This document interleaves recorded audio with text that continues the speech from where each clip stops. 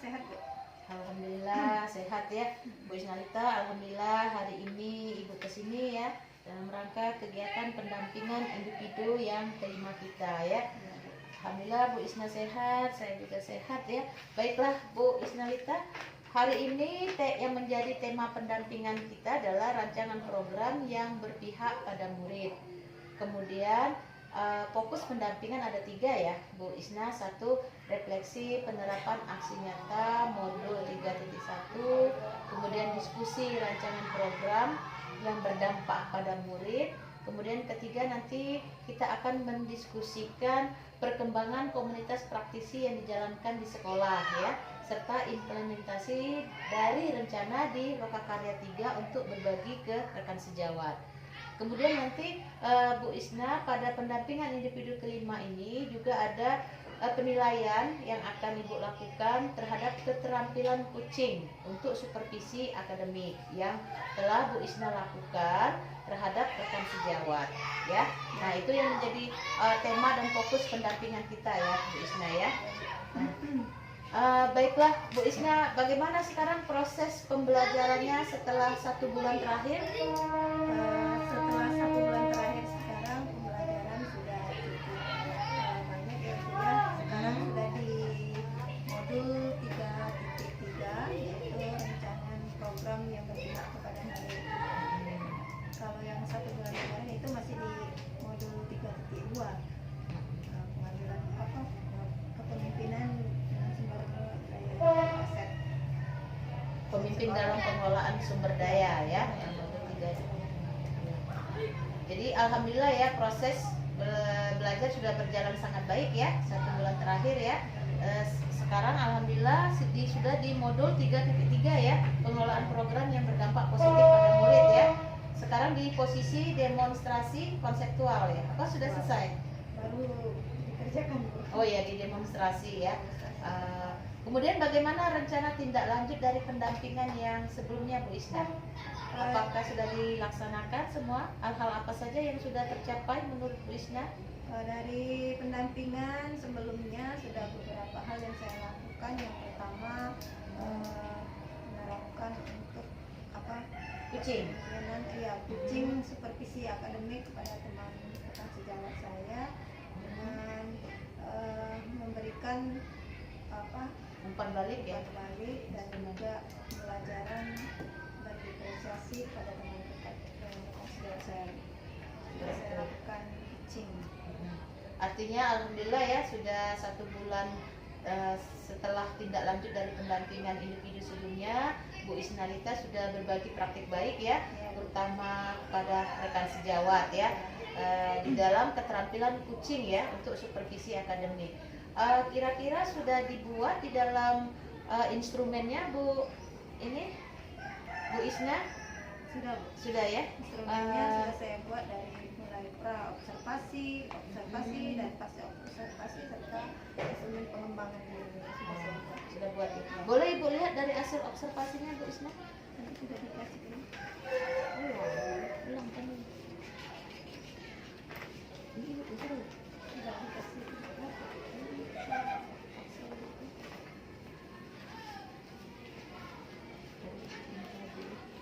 gara-gara vaksin tadi.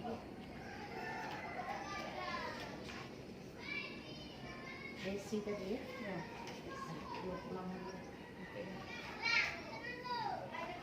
Baiklah Bu Isna, artinya Bu Isna telah berbagi praktik baik ya, terutama di dalam dengan rekan sejawat di keterampilan kucing ya untuk supervisi akademik. Boleh Ibu minta hasil observasinya? Apa saja yang sudah dilakukan Bu Isna? Sudah saya lakukan sini, saya melakukan percakapan pra-observasi kelas dan melakukan observasi di pembelajaran di kelas rekan saya, kemudian melakukan pasca observasi kelas juga setelah melakukan pembelajaran serta membuat lembar rencana pengembangan diri. Jadi rekan sejawat juga sudah menyelesaikan rencana pengembangan diri beliau ya. Ya, sini Bu minta dulu hasil observasinya ya. Terima kasih Bu Isnalita sudah melakukan tindak lanjut dari pendampingan individu yang keempat sebelumnya ya Bu Isna. Bu Isna, sekarang kita akan memasuki bagian inti dari pendampingan individu yang kelima ini, Bu Isna ya. Nah, ya, bagian inti pertama kita akan mendiskusikan penerapan aksi nyata modul 3.1 ya. Ya, alhamdulillah sekarang kan Bu Isna sudah lagi proses pembelajaran daring di modul 3.3 ya, dan telah membuat aksi nyata modul 3.1 ya Bu Isna ya. Modul 3.1 dan sudah Ibu lihat di LMS juga sudah diinput ya, sudah diinput di LMS-nya Bu Isna. Nah, modul 3.1 ini kan Bu Isna mengenai pengambilan keputusan berbasis nilai-nilai dan kebajikan sebagai pemimpin ya. Nah, pada aksi nyata modul 3.1 kira-kira apa yang Bu Isna tuangkan di aksi nyata tersebut? Kemudian studi kasus yang bagaimana Bu Isna? Silakan. Pada aksi nyata modul 3.1 yang saya buat di situ, saya Jelasin Bu. Ulang lagi bentar. Bu, aksi nyata modul 3.1 yang saya ini atau buat ya, saya mengambil starter kasus. Makanya baca ini. Awalnya kan di situ kan. Oke, lanjut. Pada aksi nyata modul 3.1 saya menemukan kasus yang saya hadapi itu anak yang nilainya rendah, kemudian jarang masuk sekolah itu karena membantu orang tuanya disebabkan perekonomian ya. Kemudian yang itu membantu ibunya karena bapaknya sudah meninggal. Jadi di situ kami memiliki kebingungan atau dilema untuk menaikkan anak tersebut. Jadi di sana kami diskusikan bersama kepala sekolah dan guru-guru yang lainnya bagaimana untuk menyelesaikan permasalahan anak ini, karena dilihat dari segi nilai dia rendah Bu ya, tapi kita melihat dari segi kemampuan dia juga bisa, dan juga rasa peduli dan kasihan kepada anak tersebut. Nah, jadi dari ceritanya Bu Isna ya, artinya ada kasus ya yang dihadapi oleh Bu Isna ya, dari kasus anak tersebut. Nah, berdasarkan hasil pemetaan yang sudah Bu Isna lakukan ya, hal-hal bagaimana yang mempengaruhi proses pengambilan keputusan yang telah Bu Isna lakukan. Hal apa yang mempengaruhi pada saat Bu Isna mengambil keputusan anak tersebut? Hal-hal yang mempengaruhi pada saat saya mengambil keputusan itu misalnya dari Bu Isna telah belajar ini ya, konsep pengambilan dan pengujian keputusan ya. Nah, pengambilan ada 9 konsep pengambilan dan dalam pengambilan dan pengujian keputusan ya. Nah, kira-kira di dalam proses pengambilan keputusan itu konsep apa yang Bu Isna ini? Dalam pengambilan keputusan itu saya mengambil dari ada 4 paradigma dan prinsip, 3 prinsip serta 9 langkah mengambil keputusan. Yang pertama paradigmanya kami memakai rasa keadilan lawan rasa kasihan Bu. Dan prinsipnya berpikir berbasis rasa peduli. Nah, dari langkah-langkahnya itu kami mengenali nilai-nilai yang bertentangan dulu, kemudian menentukan orang-orang yang terlibat serta mengumpulkan fakta-fakta yang relevan dari murid tersebut, apa faktanya, kemudian menguji benar atau salahnya, dan pengujian paradigma benar lawan benar. Yang keenam, melakukan prinsip resolusi. Yang ketujuh, investasi prinsip trilema. Dan 8, buat keputusan. 9, melihat lagi keputusan dan merefleksikannya. Ya, artinya pada saat pengambilan keputusan Bu Isna sudah mengacu kepada 9 ya, pada 9 konsep atau 9 langkah dalam pengambilan keputusan. Nah, tadi pada saat pengambilan keputusan di pengujian paradigma, Bu Isna kan lebih cenderung ke poin rasa keadilan ya, rasa keadilan lawan rasa kasihan. Bagaimana menurut Bu Isna ini? Bisa dijelaskan Bu Isna? Menurut saya di sini kan kami mengambil paradigma rasa keadilan lawan rasa kasihan, di mana di sini adil di sini kami karena anak ini pertama mempunyai kemampuan yang cukup, dan juga dalam rasa kasihan kami melihat keadaan ekonomi Orang tuanya, yang dia itu terpaksa untuk tidak hadir sekolah, bukan karena keinginannya tetapi karena dia ingin membantu ibunya untuk memenuhi kebutuhan perekonomian keluarganya.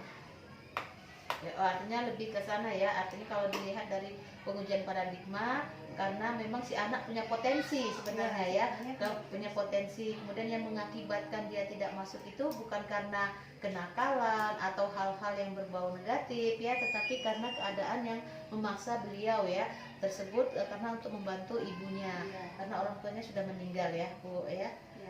Bu Isna, oh ya bapaknya yang sudah meninggal, sehingga dia harus membantu ibunya ya untuk membantu perekonomian keluarga. Nah, dari prinsip resolusi tadi yang diambil berpikir berbasis rasa peduli ya. Nah, rasa peduli. Nah, bagaimana Bu Isna bisa jelaskan lagi ini? Berpikir berbasis peduli di sini kami dalam memutuskan suatu keputusan itu harus dengan pemikiran yang harapan orang lain itu dapat dilakukan terhadap anak tersebut. Jadi kami menerapkan kepedulian kepada murid, bagaimana dia agar tetap bisa sekolah, tetap bisa naik kelas. Ya, jadi di sini kami lebih memberikan dia tugas tambahan dari yang harus dia kerjakan yang harus dia kerjakan karena dia di luar jam pembelajaran jarang ya. masuk sekolah itu. Seperti di situ ya. Nah, dari pengambilan keputusan tersebut ada aktor-aktor yang terlibat. Siapa saja Bu Isna? Dari pengambilan keputusan, aktor-aktor yang terlibat, yang pertama saya sebagai wali muridnya, wali kelas. Wali kelasnya, orang tuanya sudah dipanggil juga. Sudah kami panggil, sudah kami ajak ngobrol, diskusi, dan juga guru yang mata pelajaran dan kepala sekolah. Itu aktor yang terlibat. Artinya di dalam proses pengambilan keputusan bukan hanya keputusan sepihak dari Bu Isnalita ya. Jadi ada beberapa aktor yang sudah dilibatkan. Kemudian juga pengambilan keputusan sudah berdasarkan 9 langkah atau konsep ya pengambilan keputusan seperti itu ya Bu Isna. Nah, di dalam pengambilan keputusan ini ada tidak dilema etika maupun juga bujukan moral menurut Bu Isna sendiri? Dilema etikanya. Kalau bujukan moral tidak ada. Tapi tetap pengambilan keputusan sudah berdasarkan konsep-konsep tersebut ya. Nah, dari pengambilan keputusan yang sudah Bu Isna lakukan terhadap kasus si anak tadi ya, apakah menurut Bu Isna masih perlu dikembangkan atau perlu dievaluasi? Dari kasus anak itu tersebut masih perlu dikembangkan dan dievaluasi ketika anak ini sudah kita beri tugas tambahan dan sudah kita beri keringanan dari apa yang telah dia lakukan. Jadi kita terus evaluasi anaknya, apakah dia ada perubahan, apa dia mengerjakan tugasnya dengan baik, sehingga kita bisa memberikan keputusan agar dia naik kelas. Seperti itu ya. Artinya setelah membuat keputusan dengan melibatkan beberapa aktor tadi, tetap dilakukan melihat kembali keputusan tersebut dan merefleksikannya ya Bu Isna ya. Merefleksikan dari keputusan tersebut. Artinya tujuan dari pengambilan keputusan ini dengan refleksi ini bisa dijadikan sebagai acuan ya, sebagai acuan bagi Bu Isna jika nanti menghadapi kasus-kasus yang serupa untuk anak-anak selanjutnya ya, bisa jadi ya, karena namanya sekolah, guru, anak-anak itu kan setiap tahun berubah-ubah kan, setiap tahun. Mungkin saja kasus seperti yang Bu Isna hadapi sekarang bisa jadi nanti tahun depan ataupun bulan-bulan depan terjadi lagi kepada anak yang lain ya, sehingga sudah ada gambaran bagaimana cara proses pengambilan keputusan seperti itu ya Bu Isna ya. Kemudian juga direfleksikan agar keputusan yang sudah diambil tadi tidak merugikan pihak lain, terutama merugikan si anak sendiri ya, seperti itu. Jadi perlu dikembangkan dan perlu dievaluasi. Nah, menurut Bu Isna, setelah pengambilan keputusan itu, apa yang membuat keberhasilan dari keputusan yang diambil itu, Bu Isna? Jadi hal-hal apa yang mendukung keberhasilan dari keputusan yang Bu Isna ambil? Hal yang mendukung. Kalau dari keputusan yang saya ambil itu, hal yang mendukung di sini dari berbagai dari aktor-aktor yang terlibat seperti kepala sekolah, guru, orang tua, dan wali kelasnya. Jadi dengan dukungan kepala sekolah, dengan dukungan guru-guru yang lainnya, guru mata pelajaran, jadi saya bisa tidak mengambil keputusan sendiri, tetapi mereka juga bisa melihat perkembangan atau bagaimana untuk menyelesaikan masalah murid tersebut. Artinya Bu Isna kan sudah ada kolaborasi ya dengan rekan-rekan lain yang mengampuh di kelasnya Bu Isna mata pelajaran ya, seperti mungkin guru agama ya, guru agama Islam, kemudian juga guru olahraga ya, olahraga, kemudian sudah didiskusikan ya. Terus adanya kolaborasi atau adanya masukan-masukan dari aktor-aktor lain yang terlibat, sehingga pengambilan keputusan ini tidak sepihak hanya Bu Isna yang menentukan ya, Bu Isna ya itu yang mendukung keberhasilan dari keputusan yang diambil. Nah, sekarang Bu Isna, artinya Bu Isna mendapatkan kasus ini setelah Bu Isna belajar ya di program pendidikan guru penggerak sebagai calon guru penggerak angkatan 9. Bu Isna pasti namanya di sebuah sekolahan dengan murid-murid yang dengan latar belakang yang banyak, karakteristik yang berbeda-beda, kemudian setiap tahun silih berganti kan, pasti Bu Isna memiliki pengalaman-pengalaman menghadapi kasus-kasus yang berhubungan baik itu dengan anak-anak ataupun juga nanti kasus yang berhubungan dengan rekan sejawat ya. Nah, Ibu akan mengingatkan kembali atau merimain kembali Bu Isna, kira-kira pernah tidak Bu Isna menghadapi kasus-kasus sebelum Bu Isna mengikuti program guru penggerak ini ya, dan keputusan yang diambil apakah sudah mencerminkan dari 9 konsep pengambilan dan pengujian keputusan, serta pernah tidak kasus-kasus Bu Isna ikut PGP ini dibahas atau memperhatikan dilema etika dan rujukan moralnya? Ya, pernah Bu, waktu di kelas 4 waktu itu ada anak yang berkasus di sekolah itu. Jadi kami kumpulkan dulu faktanya, melibatkan juga kepala sekolah, orang tuanya dipanggil ke sekolah dan kenapa dia bisa nakal seperti itu ya, karena adanya broken home ya. Jadi setelah kami tahu, kami panggil orang tuanya, salah satu pihak orang tuanya itu, jadi dia cerita bagaimana kondisi keluarganya itu setelah terjadi perceraian antara ayah dan ibunya itu.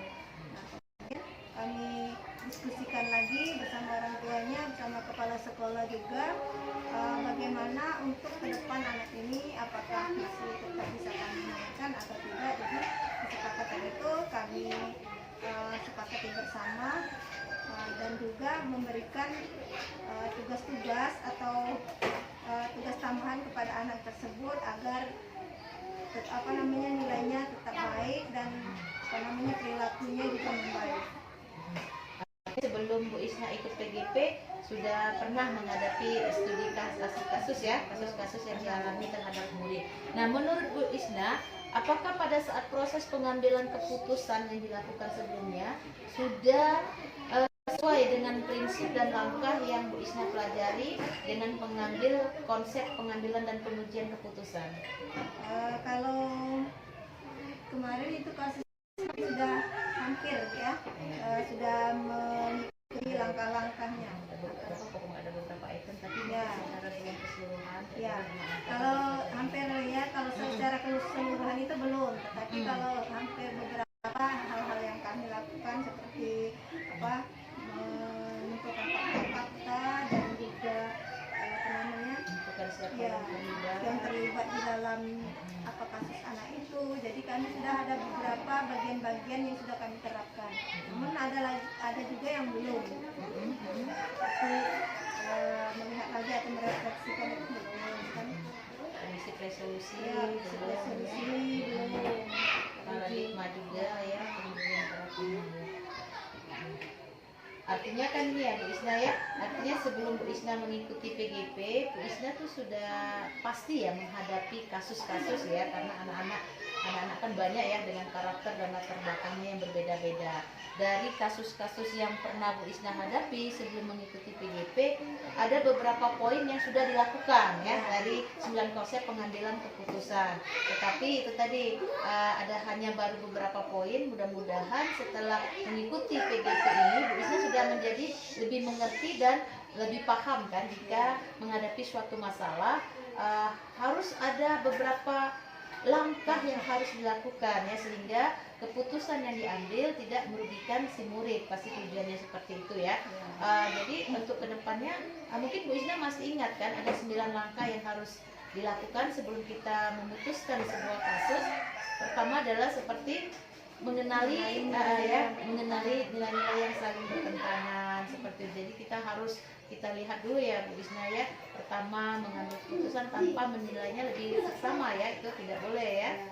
Kemudian juga yang kedua tadi apa kata Bu Isna? Menentukan orang yang terlibat. Iya, siapa-siapa saja yang terlibat di dalam situasi ini ya, sehingga tidak menjadi dilemanya Bu Isna sendiri jika ada suatu permasalahan ya yang menyangkut ini. Jadi ada aktor-aktor lain yang terlibat di dalam kasus tersebut ya Bu Isna. Nah selain aktor-aktor atau siapa saja yang terlibat, kemudian langkah apa yang harus kita lakukan selanjutnya adalah mengumpulkan fakta-fakta yang relevan dengan situasi tersebut. Iya betul. Jadi artinya Bu Isna harus mengumpulkan fakta-fakta agar pada saat pengambilan keputusan memang ada bukti yang valid ya, sehingga ada bukti yang valid yang bisa dianalisis atau potensinya kenapa hal ini bisa terjadi seperti itu ya. Ada data-data pendukung lengkap ya itu ya Bu Isna ya artinya ya. Nah kemudian ini yang perlu dilakukan pengujian benar atau salah. Masih ingat Bu Isna? Ya, pengujian benar atau salah dengan uji elega, uji regulasi, uji intuisi, uji publikasi, dan uji panutan. Nah, jadi pada saat pengambilan keputusan ada beberapa yang harus dilakukan tadi ya, uji tadi. Kemudian baru di pengujian paradigma ya, benar lawan benar. Ada beberapa poin penting di paradigma benar dan lawan benar. Ada 4 Bu. Iya. Individu lawan masyarakat, rasa keadilan lawan rasa kasihan, kebenaran lawan kesetiaan, dan jangka pendek lawan jangka panjang. Iya. Artinya di dalam suatu keputusan harus kita memperhatikan paradigma ya, paradigma mana yang terjadi di situasi yang sedang Bu Isna lakukan ya, yang sedang Bu Isna hadapi pada saat kasus itu ya, agar kita tidak bertentangan yang Bu Isna ya dengan nilai-nilai itu kebajikan. Kemudian juga selanjutnya adalah melakukan prinsip resolusi. Nah ya, prinsip resolusi juga ada 3 poin ya Bu Isna ya. Ada 3 prinsip. Ya, ada 3 prinsip. Berpikir berbasis hasil akhir, terus berpikir berbasis peraturan, dan berpikir berbasis rasa peduli. Ya, artinya kalau sekarang kan kasus yang Bu Isna hadapi ini lebih cenderung ke berpikir berbasis rasa peduli ya. Tapi Bu Isna sudah mempelajari modul ini, mudah-mudahan nanti kalau ada kasus selanjutnya sudah bisa diterapkan ya Bu Isna ya. Kemudian juga selanjutnya adalah investigasi opsi trilema ya, di mana pada saat ini apa yang harus dilakukan Bu Isna?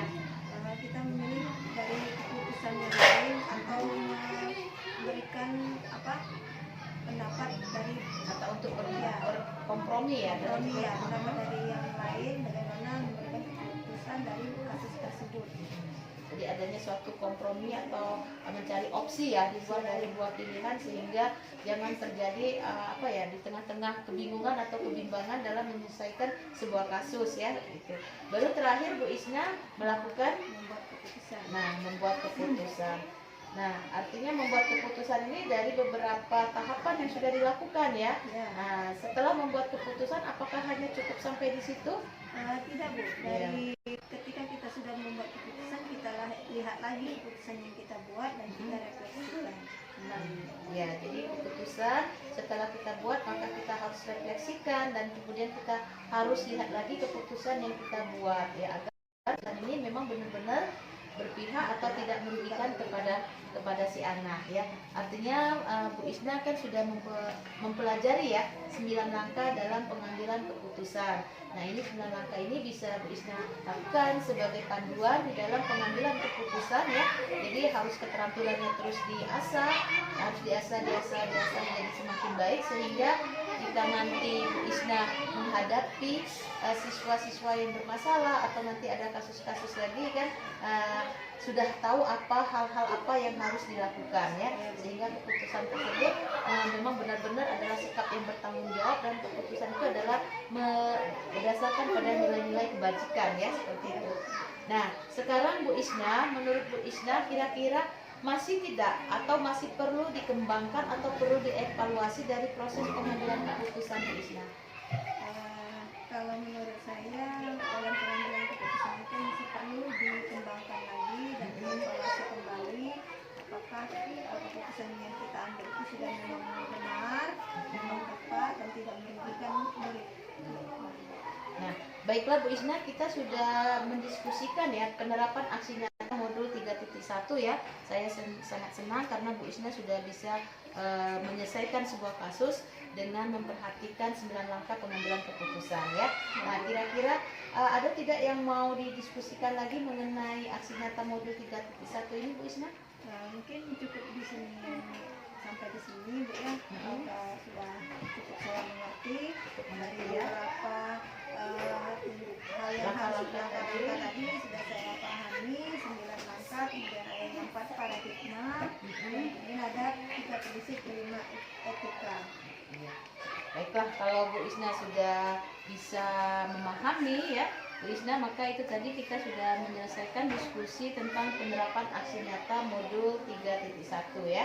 Baiklah Bu Isna, sekarang kita akan melanjutkan diskusi kita ya mengenai rancangan program yang berdampak pada murid ya Bu Isna ya.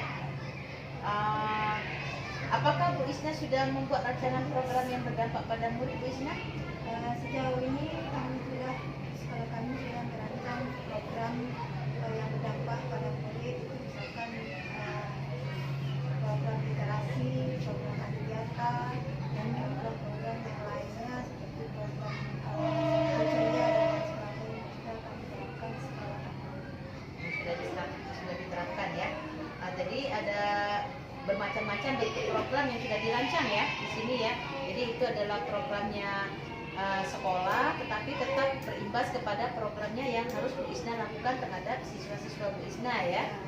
Tadi ada program literasi, kemudian ada program adiwiyata, kemudian ada program Sabtu Ceria ya Bu Isna. Nah, Bu Isna bisa tidak minta tolong Ibu dari ketiga program yang sudah Bu Isna sebutkan tadi ya, kira-kira bentuk programnya apa, kemudian apa tujuan dari program yang dibuat itu Bu Isna? Dari yang pertama itu program literasi, di mana di sini kami menerapkan di kelas-kelas itu adanya pojok baca Bu ya. Anak-anak diajak untuk membaca buku-buku literasi di pojok baca, dan juga itu untuk memacu minat anak dalam membaca. Sehingga di sini kami setiap kelas itu membuat pojok baca dengan seindah mungkin agar anak-anak itu tertarik untuk membaca buku di pojok baca. Kemudian kalau untuk program adiwiyata sampai saat ini kami ada di Adiwiyata Mandiri Bu ya. Sejauh ini masih tetap berjalan dengan menyalakan lingkungan yang Selalu bersih. selalu bersih. Kemudian ada juga program Sabtu Ceria, itu adalah untuk mengasah bakat murid, di mana pada hari Sabtu setelah senam anak-anak itu diminta untuk menampilkan bakat mereka, baik itu menari, menyanyi, pidato, dan lain sebagainya. Nah, seperti itu ya. Jadi ada 3 poin penting ya di program ini, ada 3 program ya Bu Isna ya. Nah, tadi ada sudah bentuk program, kemudian ada tujuan programnya. Nah, sekarang dari 3 program yang sudah Ibu Isna sebutkan tadi ya, bagaimana Bu Isna melihat indikator ketercapaian dari tujuan program tersebut Bu Isna? Indikator yang terlihat pada program tersebut yang pertama dari literasi itu meningkatnya nilai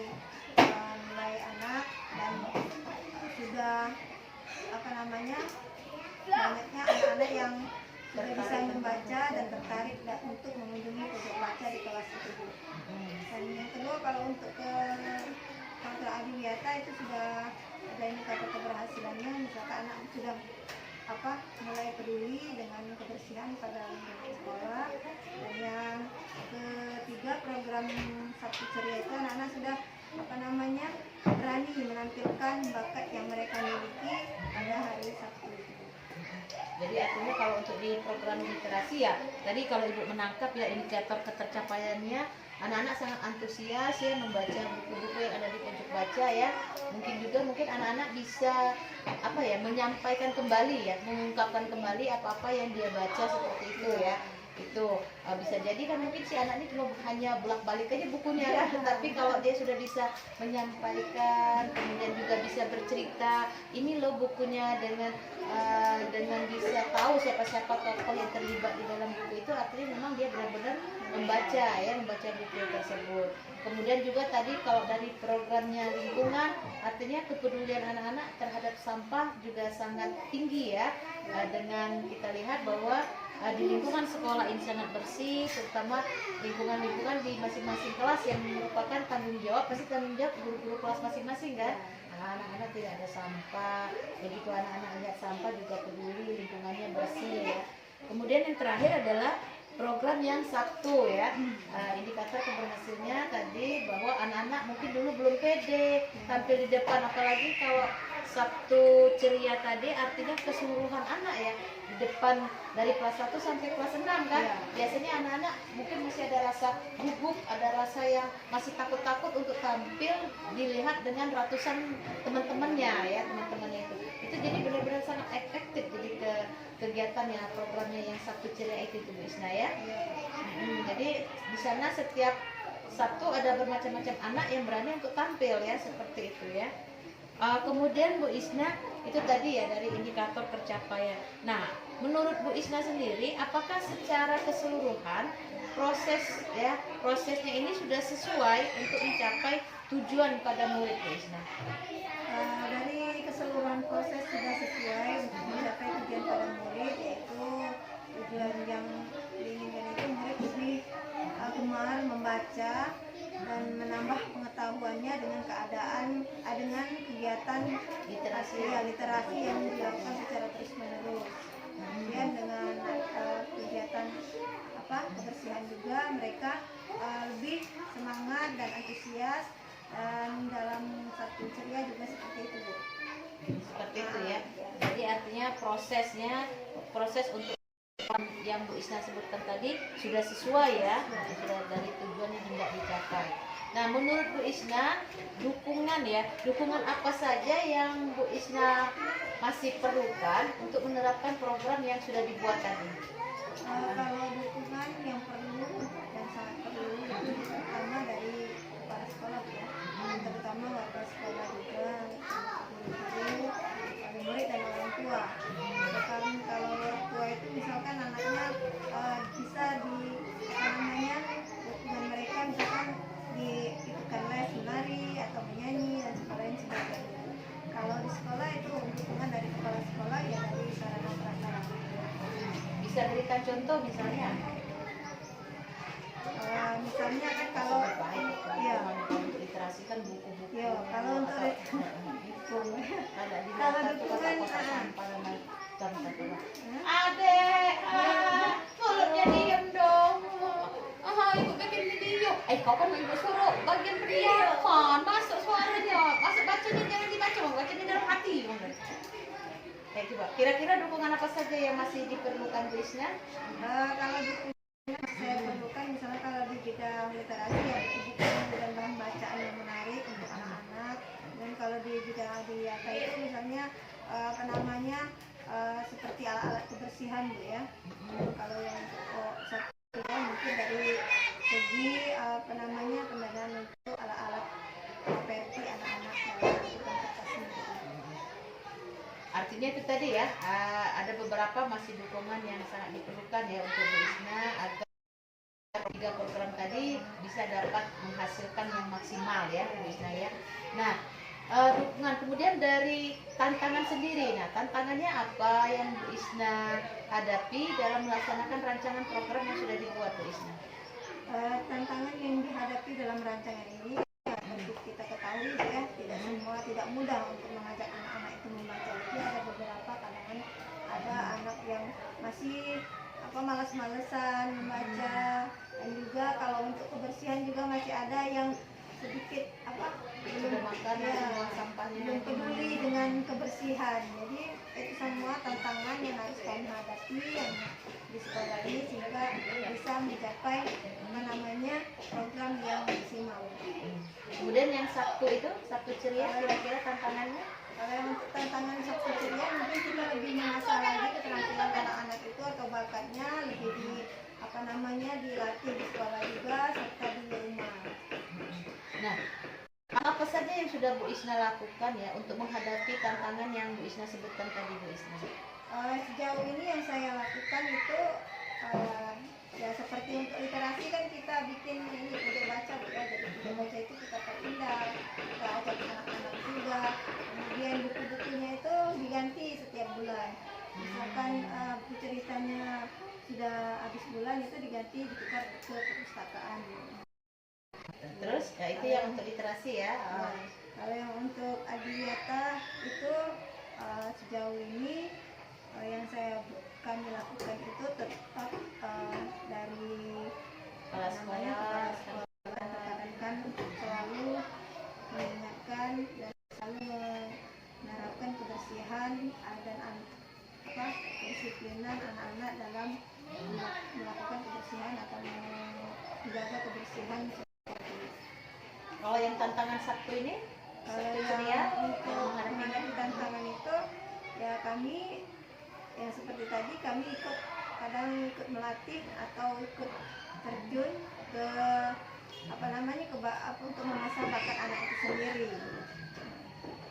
Nah, jadi Bu Isna sudah menjelaskan dengan saya ya ada tiga program penting ya yang Ibu Isna ambil ya. Pertama tadi adalah program literasi ya, salah satunya dengan membuat pojok-pojok baca di kelas.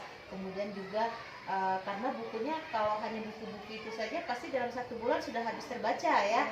Jadi sudah sangat bagus. Jadi langkahnya salah satu dengan namanya mobile. Jadi bukunya 1 bulan ini dipindah lagi, ditukar di perpustakaan atau ditukar perpustakaan atau juga nanti mungkin ditukar ke kelas-kelas lain ya, sehingga buku-bukunya seperti tidak monoton, bukan hanya itu saja. Itu salah satu trik yang dilakukan ya. Mungkin juga nanti bisa jadi ada sumbangan-sumbangan ya, ada sumbangan-sumbangan dari alumni atau sumbangan dari anak-anak ya, seperti itu sehingga menambah perbendaharaan ya buku-buku yang ada di kelas-kelas itu ya Bu Isna ya. Kemudian juga tadi untuk yang adiwiyata dengan selalu kolaborasi dengan rekan-rekan lain untuk selalu mengingatkan anak-anak agar selalu menjaga lingkungan sekolah agar selalu tetap bersih ya. Bisa jadi mungkin tadi kalau Sabtu ceria itu adalah Sabtu ceria yang dilakukan untuk penampilan dari kemampuan ya, kemampuan atau hasil dari ekstrakurikuler lah ya, bakat-bakat anak, bakat-bakat dan minat anak. Nah untuk yang adiwiyata atau untuk kebersihan lingkungan mungkin di hari olahraga pasti kan ada kebersihan umum ya, kebersihan umum atau kebersihan secara keseluruhan yang melibatkan anak-anak dan lain-lain ya, seperti itu. Nah, menurut Bu Isna, kira-kira untuk rancangan program yang berdampak pada murid ini apa yang masih perlu kita diskusikan lagi Bu Isna? Untuk rancangan program yang berdampak pada murid mungkin sudah cukup saya mengerti Bu. Dari beberapa hal yang harus saya lakukan itu mengetahui tujuan dan tantangan dalam pembuatan program itu bisa saya ketahui sehingga saya bisa menjalankan program bersama guru-guru di sekolah ini dengan maksimal. Ya, artinya program yang sudah ada di sekolah ini, kemudian program yang terutama program yang berdampak pada murid akan tetap terus dilakukan dengan sambil mungkin di tengah jalan atau mereview ya, mereview dengan kawan-kawan lain, terutama juga dengan kepala sekolah, melakukan review agar program-program yang sudah dibuat itu benar-benar berdampak pada murid dan menghasilkan sesuatu yang maksimal seperti itu ya. Jadi tidak ada lagi yang mau disampaikan Bu Isna? Cukup ya. Baiklah Bu Isna, kita sudah membahas ya, diskusi tentang rancangan program yang berdampak pada murid. Bu Isna, sekarang kita akan melanjutkan diskusi kita ya. Selanjutnya adalah perkembangan komunitas praktisi ya. Seperti yang pada saat di Lokakarya yang kita kedua, itu kita sudah membahas tentang komunitas praktisi ya. Nah, sekarang menurut Bu Isna, apakah sudah merintis ya komunitas praktisi di sini ya? Sudah ada? Sudah berjalan ya, artinya di sekolah ini komunitas praktisinya sudah ada ya. Nah, sekarang menurut Bu Isna, bagaimana peran komunitas praktisi yang ada di sekolah ini terhadap proses belajarnya Bu Isna? Peran yang ada dalam komunitas praktisi belajar saya di sini, di mana dalam komunitas itu kami rekan-rekan guru bisa saling berbagi pengetahuan dan informasi sehingga bisa menunjang pembelajaran yang kami lakukan di sekolah. Kalau boleh tahu komunitas praktisinya apakah perombel, apakah secara keseluruhan Bu Isna? Secara keseluruhan. Oh, secara keseluruhan ya. Artinya ada komunitas praktisi yang tanpa terkecuali ya, dari guru kelas 1 sampai guru kelas 6. Dan di sini sudah sering melakukan berbagi praktik baik ya, Bu Isna sendiri ya, terutama Bu Isna sebagai CGP berbagi praktik baik dengan rekan-rekan guru melalui komunitas praktisi ini ya. Sudah.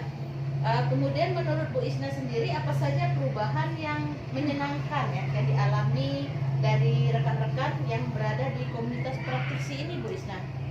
Dari kejadian yang menyenangkan dari komunitas praktisi ini, yang pertama teman-teman sejawat itu bisa saling belajar, karena kemarin itu kan kita sudah sering berbagi praktik baik bagaimana cara membuat aksi nyata di PMM, bagaimana pembelajaran berdiferensiasi, sehingga mereka senang dan bisa menerapkan pembelajaran berdiferensiasi di kelas mereka masing-masing. Apakah untuk berbagi praktik baik tersebut ada jadwal tertentu Bu Isna atau berdasarkan kebutuhan saja?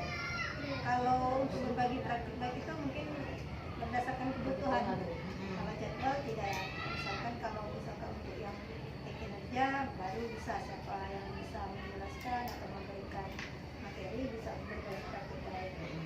Artinya sharing-sharing ya, sudah sharing-sharing tadi seperti mungkin Bu Isna menjadi narasumber atau rekan-rekan yang lain, di antara Bapak Ibu rekan-rekan mungkin ada dapat ilmu-ilmu baru ya, saling berbagi praktik baik.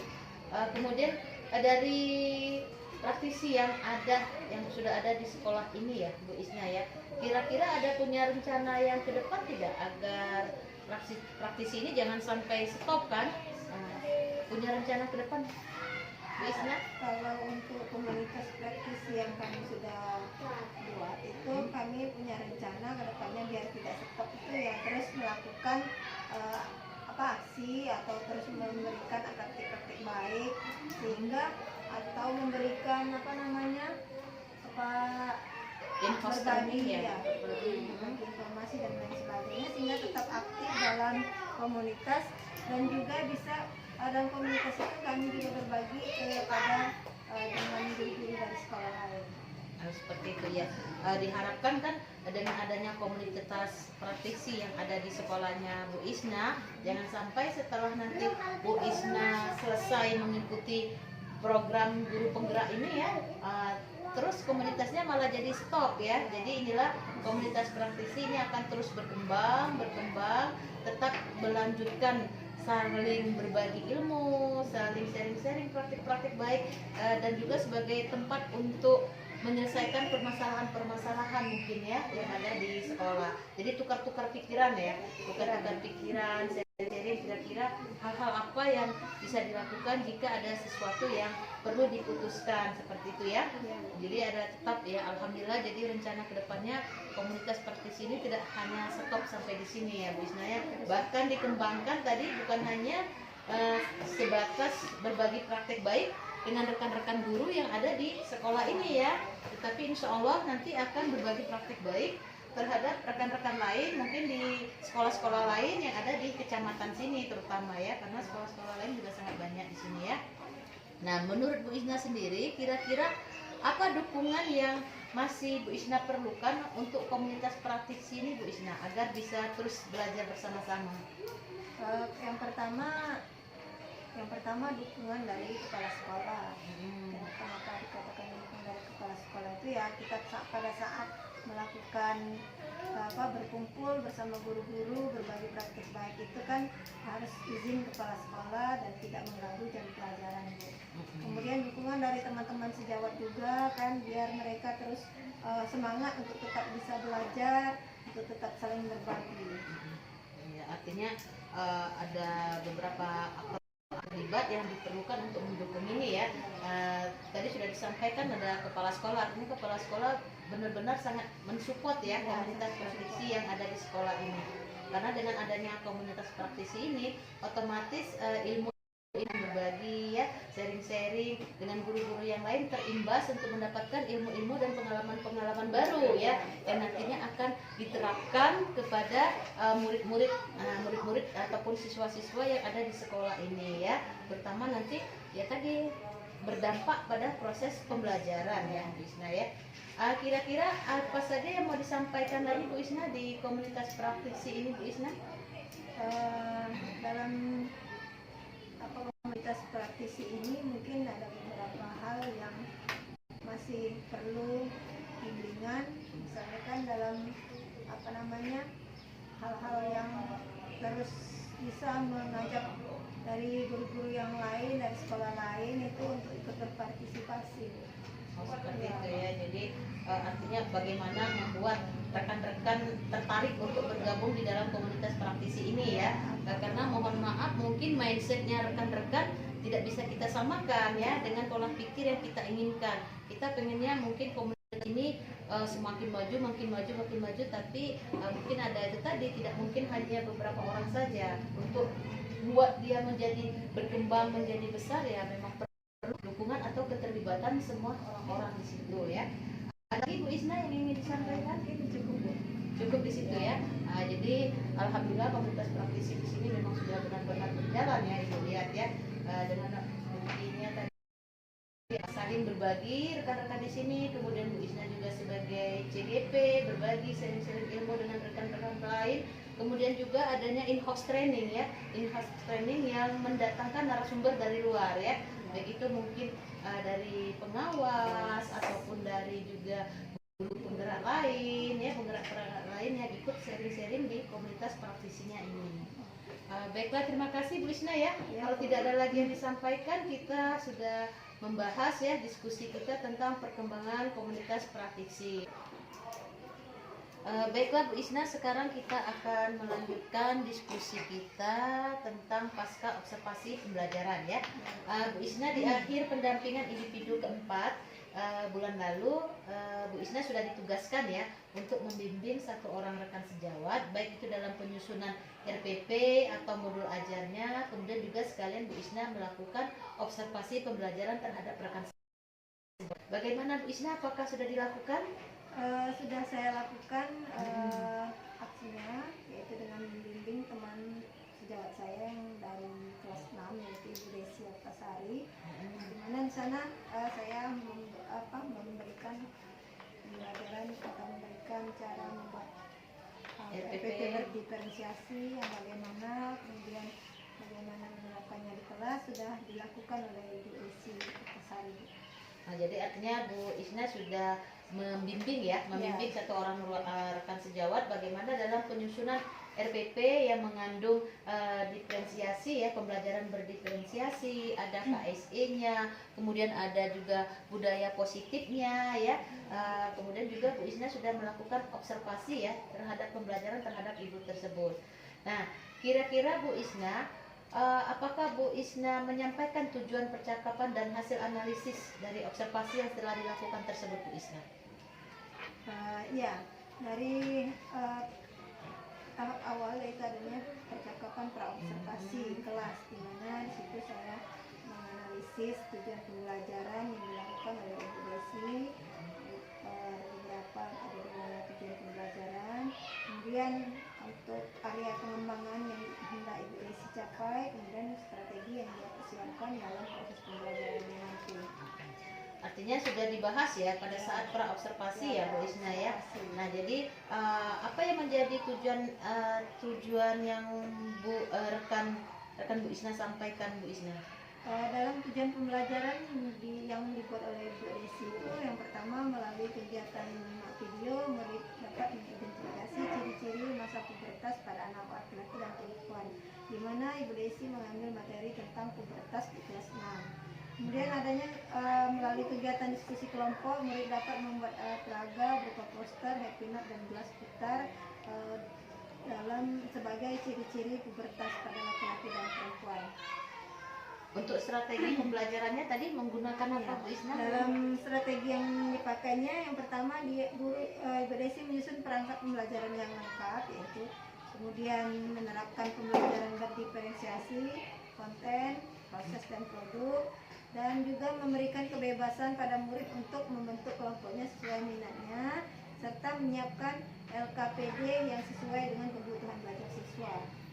Oh, jadi artinya Bu Isna sebelum melakukan observasi telah melakukan praobservasi terlebih dahulu ya kepada rekan Bu Isna, Bu Desi tadi ya.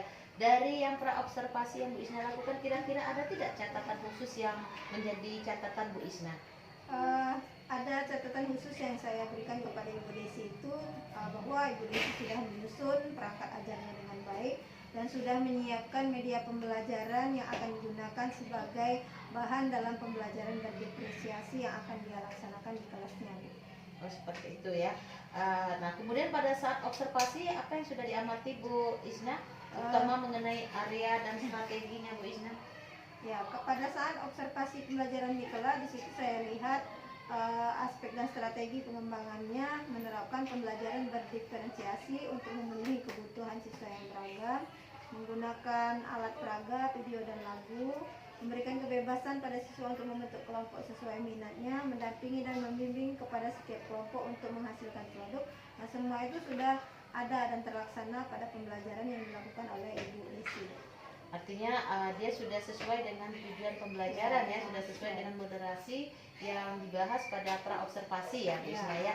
Nah, setelah Bu Isna melakukan ya praobservasi, kemudian observasi, setelah itu dilanjutkan dengan melakukan pasca observasi ya.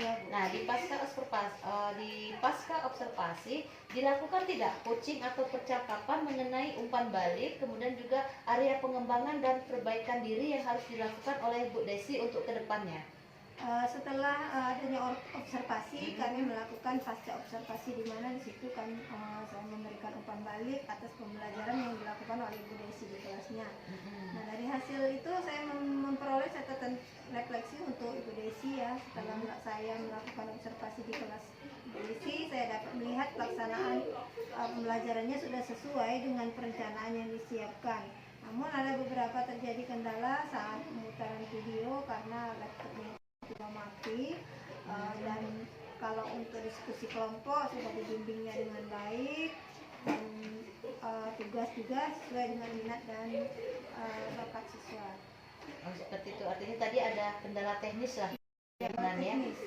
Kemudian setelah melakukan observasi ya, pasca observasi artinya Bu Isna juga sudah memberikan umpan balik ya kepada si rekan sejawat Bu Desi tadi ya. Nah, menurut Bu Desi sendiri dengan diadakannya proses supervisi akademik ini, kemudian dia berefleksi bersama-sama ya dengan Bu Isna, apa tanggapan dia Bu Isna? Tanggapan Ibu Desi setelah mendapat umpan balik dari saya, dia sangat senang atas umpan balik yang saya berikan. Kemudian dia dari terjadi kendala atau hal-hal yang tidak memungkinkan pada saat pembelajaran, dia akan menerapkan dan meningkatkan menyiapkan sarana dan prasarananya dengan baik sebelum pembelajaran dilakukan. Serta di dalam pembelajaran FPP-nya itu kemarin itu masih belum terterapnya KSE. Jadi untuk kedepannya dia akan melakukan menerapkan mengintegrasikan FPP-nya itu dengan KSE. Oh iya. Artinya Bu Desi sangat antusias ya, kemudian juga sangat positif ya dengan diadakannya supervisi akademik. Mungkin selama ini dia belum tahu langkah-langkah apa yang harus dia lakukan, bagaimana cara dia mengajar. Mungkin setelah mendapat bimbingan ya, setelah adanya supervisi akademik ini, sehingga tadi ya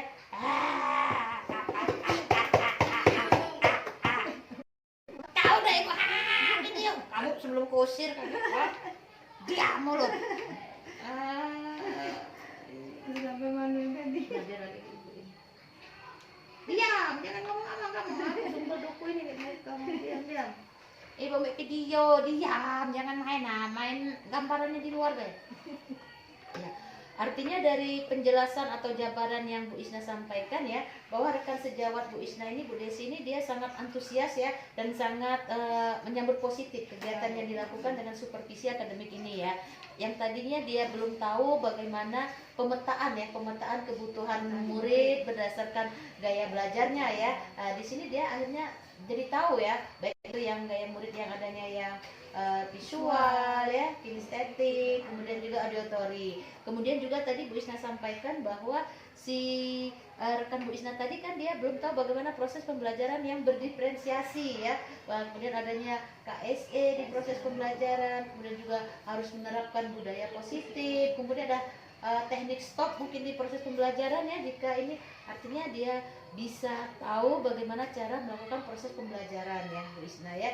Kemudian juga dari area pengembangannya tadi ya, setelah saya berdiskusi dengan Bu Isna, mungkin dia akan terus mengembangkan diri terutama di proses pembelajaran yang berdiferensiasi ya, berdiferensiasi sehingga hal tersebut sudah terbiasa dan terasah ya untuk melakukan proses berdiferensiasi. Mungkin sebelumnya dia belum pernah melakukan ini, tapi diharapkan kedepannya bukan hanya saat Ibu Isna supervisi saja dia melakukan proses diferensiasi ya, sehingga selanjutnya lagi. Nah kemudian Bu Isna, yang Bu Isna telah lakukan terhadap rekan sejawat itu ya, tadi adalah pra observasi, kemudian pasca observasi ya, kemudian dilengkapi dengan instrumen-instrumen yang harus Bu Isna isi ya, baik itu pra observasi, pasca, kemudian adanya rencana pengembangan diri dari rekan sejawat. Nah, rencana pengembangan diri dari rekan sejawat ini artinya setelah dia mendapatkan umpan balik dan merefleksi bersama-sama dengan Bu Isna ya.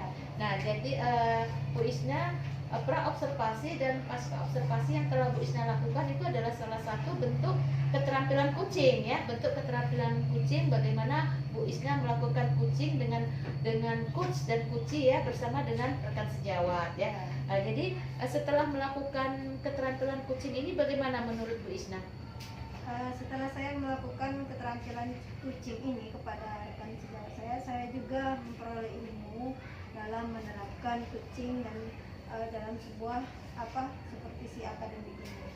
Saya bisa mengetahui dari mana kekurangan dalam pembelajaran guru, dan itu juga bisa terjadi juga kepada saya pada saat saya mengajar. Jadi ketika kita mengadakan pra observasi, kita bisa mempersiapkan untuk proses pembelajaran dengan maksimal. Kemudian ketika diobservasi dan pada pasca observasinya kita bisa mengetahui kekurangan dari pembelajaran yang dilakukan, sehingga bisa melakukan perbaikan di pembelajaran yang berikutnya. Ya, artinya Bu Isna sudah semakin terus mengasah diri ya di keterampilan coaching. Nah, jadi Bu Isna yang observasi ya, pembelajaran yang Bu Isna lakukan, terutama tadi ya di keterampilan kucing untuk supervisi akademik pada saat praobservasi maupun pasca observasi. Ini adalah salah satu bentuk penilaian yang nanti akan saya nilai Bu Isna ya. Ini adalah di penilaian keterampilan kucing untuk supervisi akademik Bu Isna ya. Nanti akan saya input di LMS Bu Isna ya Bu Isna ya. Nah, kemudian Bu Isna, artinya kan alhamdulillah Bu Isna sudah melakukan tadi ya observasi dengan rekan sejawat. Nah, untuk Bu Isna sendiri dari kegiatan kucing yang sudah dilakukan ya dengan rekan sejawat, apa kira-kira yang refleksi atau refleksi diri lah dari latihan kucing Bu Isna tadi dengan rekan sejawat? Setelah melakukan refleksi kucing tadi, dari diri saya sendiri, saya bisa mengetahui dari untuk pembelajaran itu ya kucing bisa mengetahui apa yang akan dilakukan pada saat sebelum pembelajaran dan setelah pembelajaran, apa kekurangan dari prosesnya itu.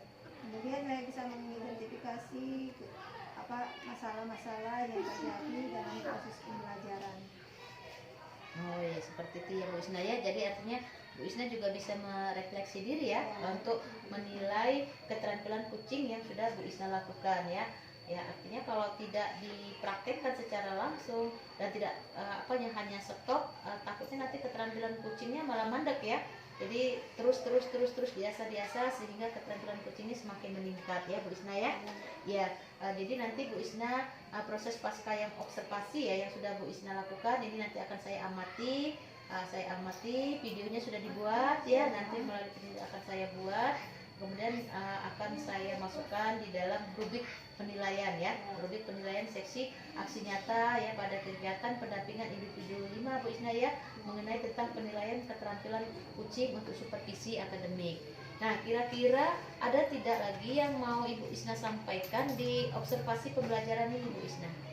Mungkin sudah cukup jelas Bu ya, pembelajaran refleksi kucing pada proses pembelajaran yang sudah dilakukan, yang sudah kita diskusikan bersama ini ya. Kalau begitu bisa Ibu minta ininya Bu Isna? Iya, nanti sama ini lembaran instrumennya. Instrumennya sudah diamati ya, sudah diisi, sudah ditandatangan. Jadi Bu Isna sebagai supervisor ya terhadap rekan sejawat Bu Isna. Ini nanti videonya jangan lupa.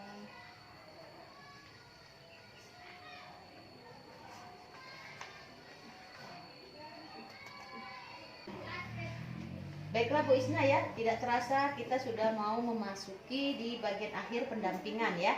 Tadi sebelumnya kita sudah mendiskusikan refleksi penerapan aksi nyata modul 3.1 yang sudah Bu Isna input ya di LMS-nya Bu Isna dan saya sudah cek. Kemudian juga kita sudah mendiskusikan rancangan program yang berdampak pada murid. Kemudian juga kita telah mendiskusikan bagaimana perkembangan komunitas praktisi yang sudah dijalankan di sekolah ini ya. Ibu sangat apresiasi karena komunitas praktisinya benar-benar berjalan ya Bu Isna ya. Serta kita telah mendiskusikan implementasi ya dari rencana di lokakarya yang ketiga untuk selalu berbagi ke rekan sejawat. Nah, di bagian akhir ini yang akan kita bahas adalah Bu Isna, alhamdulillah Bu Isna sudah mengikuti ya tidak terasa di program pendidikan guru penggerak ini setelah memasuki pendampingan individu kelima ya, di mana telah mempelajari sekarang di modul 3.3 ya, pengelolaan program yang berdampak positif pada murid ya. Alhamdulillah kita sudah pada tahap demonstrasi kontekstual ya Bu Isna ya, artinya dikit lagi ya sehingga Bu Isna nanti bisa dapat menyelesaikan program pendidikan guru penggerak ini dengan baik. Nah, Bu Isna, dari materi-materi yang sudah Bu Isna pelajari ya, baik itu dari modul 1.1, 1.2, 1.3, 1.4, bahkan sampai modul yang hampir habis ini ya, modul di 3.3. Nah, kira-kira menurut Bu Isna sendiri, dari materi-materi yang sudah dipelajari ya selama mengikuti PGP ini, ada tidak materi yang menurut Bu Isna tuh yang paling saya kuasai seperti itu? Dari berbagai macam modul yang saya pelajari di PGP ini, kalau menurut saya yang saya kuasai itu ya di pembelajaran berdiferensiasi. Pelajaran berdiferensiasi ya. Mengapa sangat dikuasai dan materi yang ini sudah dipraktekkan pastinya ya di proses pembelajaran. Menurut Bu Isna, kenapa menjadi istilah itu dikuasai? Karena pastilah hal tersebut menjadi suatu tantangan atau ketertarikan ya. Sangat menarik di pembelajaran diferensiasi ini sehingga Bu Isna pasti belajarnya lebih daripada yang lain ya, sehingga sangat dikuasai. Menurut Bu Isna apa Bu Isna? Kalau menurut saya itu karena yang saya sangat kuasai di pembelajaran diferensiasi itu karena pembelajaran berdiferensiasi itu yang pasti akan diterapkan di kelas saya, Bu ya. Karena untuk anak-anak didik saya, nah di sana saya menerapkan pembelajaran berdiferensiasi yang berbasis konten, produk dan proses itu. Yang pertama untuk bisa sangat meningkatkan kualitas pembelajaran di kelas saya. Dan juga dari pembelajaran berdiferensiasi itu anak-anak lebih antusias dalam belajar, sehingga saya sangat tertarik untuk lebih mendalami yang namanya pembelajaran berdiferensiasi itu yang bagaimana, sehingga pembelajaran di kelas itu lebih menarik, menyenangkan, dan anak-anak itu lebih antusias. Nah, seperti itu ya. Jadi menurut Bu Isna pembelajaran berdiferensiasi itu memang benar-benar yang sangat menarik ya, sehingga sudah selalu sering dipraktekkan di dalam kelas dalam rangka menghadapi permasalahan anak-anak, terutama ya bagaimana pada proses pembelajaran, sehingga di proses pembelajaran akan menciptakan proses pembelajaran yang menyenangkan ya, dan proses pembelajaran yang berpihak pada murid dengan tetap memperhatikan anak-anak berdasarkan kebutuhan dan gaya belajar murid ya. Nah itu tadi Bu Isna telah menyampaikan materi-materi yang sangat dikuasai. Nah sebelumnya selain materi-materi yang sangat dikuasai, pasti ada materi yang masih membingungkan dan menurut Bu Isna ini harus dipelajari lebih lanjut. Kira-kira materi apa Bu Isna? Kalau untuk materi modul GPDP itu yang masih harus banyak dipelajari itu yaitu tentang pengelolaan aset. Pengelolaan aset. Nah di situ kan ada 7 modal ya, modal yang ada dalam pengelolaan aset itu, yaitu dalam modal politik dan modal politik, Bu. Karena di situ kan kita harus lebih banyak mengajak atau orang-orang luar untuk ikut serta dalam pembelajaran atau proses pembelajaran di sekolah itu. Seperti itu ya. Jadi di modul artinya ini ya, pemimpin dalam pengelolaan sumber daya ya. Di modul 3.2 ya, terutama di dalam peran aktor atau orang-orang yang terkait dalam pemetaan aset ya, itu Bu Isna ya. Ya, jadi nanti Bu Isna mungkin masih harus diulang-ulang lagi, harus dibaca-baca ulang materi-materi berhubungan dengan hal tersebut ya Bu Isna.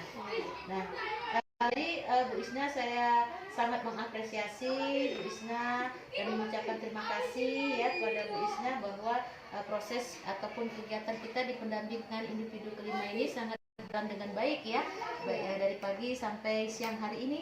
Tidak rasa ya Bu Isna ya.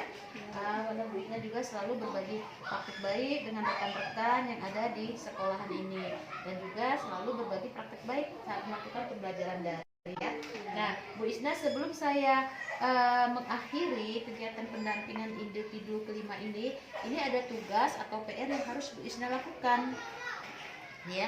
Jadi ini Bu Isna masih ingat tidak kita pernah mengisi kuesioner ya, umpan balik 360 derajat ya, di PI ya, di PI yang kedua ya. Nah ya, PI kedua. Nah, jadi tugas Bu Isna adalah ini ya Bu Isna, Bu Isna juga akan menyebarkan kuesioner ini ya, kemudian mengumpulkan, dan juga nanti jangan lupa untuk menginput survei tentang kompetensi guru penggerak Bu Isna ya, di feedbacknya di 360. Nah, jadi ini di survei tentang kompetensi guru penggerak. Nah, ini ada lembar-lembar survei yang harus Bu Isna isi ya. Pertama ini Bu Isna adalah umpan balik dari kepala sekolah Bu Isna. Jadi jangan lupa nanti berikan kuesioner ini kepada kepala sekolah Bu Isna ya. Kemudian juga ini adalah umpan balik ya, umpan balik atau penilaian mandiri, asesmen mandiri untuk Bu Isna sendiri isi. Jadi jadi artinya Bu Isna bisa mengasesmen diri sendiri kira-kira Bu Isna sudah sampai di mana ya. Nah, kemudian ini adalah umpan balik atau kuesioner yang harus diisi oleh rekan sejawat. Nah, ini 5 rekan sejawat ya Bu Isna. Kalau bisa diusahakan yang rekan sejawat yang waktu itulah Bu Isna. Jadi sehingga ya difotokopi lagi ya Bu Isna ya. Kemudian ini juga jangan lupa ada kuesioner untuk murid ya.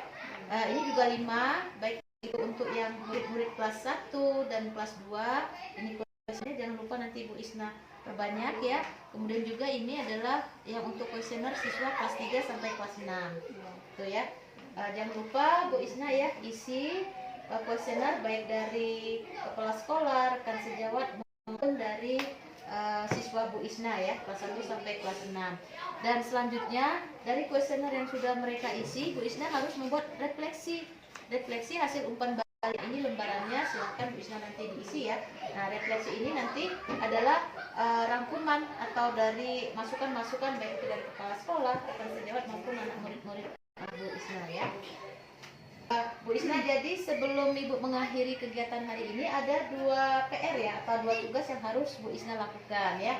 Pertama tadi Bu Isna harus menyebarkan ya kuesioner yang sudah Ibu bagi ya, kuesioner survei umpan balik 360 ya sudah Ibu berikan tadi. Nah, tugas selanjutnya adalah Bu Isna sebelum pelaksanaan PI 6 Ibu kemari ya, nanti Bu Isna sudah harus melakukan diskusi terkait pemetaan aset. Ya, jadi diskusi terkait pemetaan aset. Adapun nanti diskusi yang tugas yang harus Bu Isna lakukan adalah menentukan jadwal diskusi pemetaan aset ya dengan kepala sekolah. Kemudian juga harus mengundang aktor atau aktor apa saja yang terlibat di dalam pemetaan aset tersebut. Baik itu mungkin nanti pasti ya kepala sekolah, Bu Isna, kemudian rekan-rekan sejawat, murid, wali murid, orang tua atau tokoh masyarakat, ataupun juga bisa jadi dengan dunia usaha ya, orang-orang di dunia usaha, dan bisa yang lain-lainnya yang kira-kira nanti terlibat di dalam aset tersebut ya, pemetaan aset tersebut ya Bu Isna ya. Kemudian jangan lupa buat notulen hasil dari diskusi tersebut. Buat notulennya, kemudian mengambil foto-foto kegiatan dan mengumpulkan hasil pemetaan. Nah, tugas Bu Isna ini nanti akan saya ambil pada saat pendampingan individu yang ke-6 ya. Jadi ada 2 tugasnya ya Bu Isna.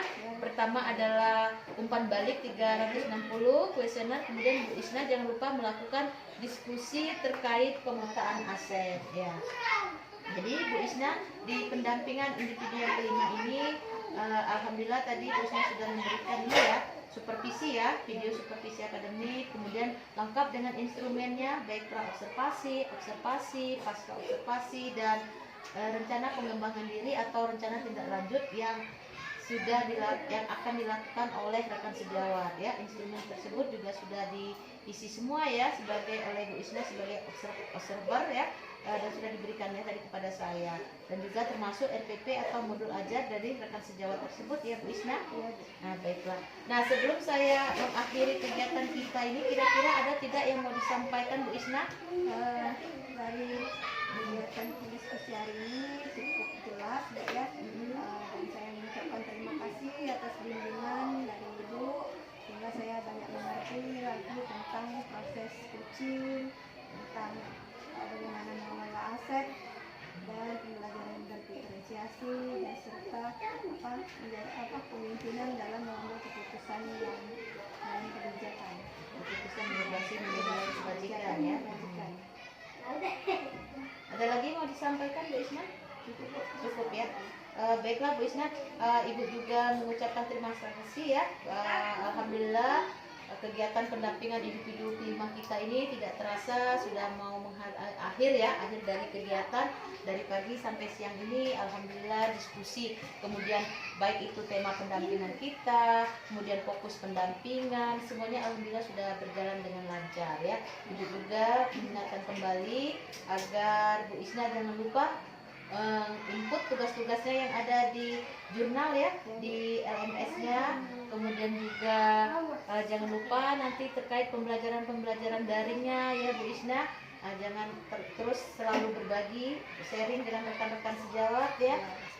Kemudian jangan lupa jaga stamina ya, tetap selalu sehat, tetap semangat sehingga Bu Isna nanti dapat mengikuti sampai program pendidikan guru penggerak ini sampai akhir, dan insya Allah nanti semoga mendapatkan hasil yang sesuai dengan harapan dari Bu Isna dan keluarga ya Bu Isna ya.